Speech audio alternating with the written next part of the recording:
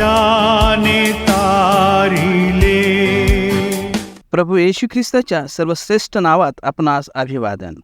पवित्र शास्त्र बायबलमधून मत्तई कृत शुभवर्तमानाच्या अध्याय 13 व वचन 47 व 48 मध्ये आम्ही असे वाचतो. आणखी स्वर्गाचे राज्य समुद्रात टाकलेल्या एखाद्या जाळ्यात सर्व प्रकारचे जीव एकत्र सापडतात त्यासारखे आहे. ते भरल्यावर माणसांनी ते किनाऱ्याकडे ओढले आणि बसून जे चांगले ते भांड्यात जमा केले, वाईट ते फेकून दिले. प्रभू येशू ख्रिस्त आपल्या दुसऱ्या आगमनाविषयी शिकवू लागला. जेथे मासे धरणारे स्वर्गदूत आहेत, ज्यांनी समुद्रात जाळे टाकले यासाठी की मासे धरले जावे.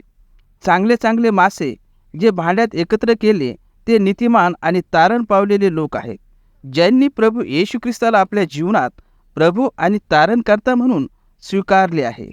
वाईट वाईट मासे जे फेकले ते अनीतिमान लोक आहेत, ज्यांनी प्रभू येशू ख्रिस्तावर विश्वास ठेवला नाही. त्यांनी परमेश्वराचा तारणाचा मार्ग तुच्छ मानून तिरस्कार केला.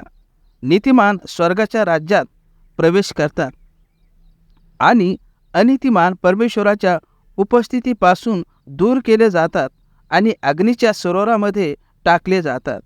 तुमच्यासाठी आज एक चांगली संधी आहे. आपणासाठी एक भविष्य निवडा. प्रभू येशू ख्रिस्तावरील विश्वासाच्या द्वारे स्वर्गाच्या राज्यात प्रवेश करा किंवा नाकार करून अग्नीच्या सरोवरामध्ये नेहमीसाठी आपला निवास करा. खरा निर्णय करण्यासाठी परमेश्वर आपले सहाय्य करो. प्रीतिपूर्ण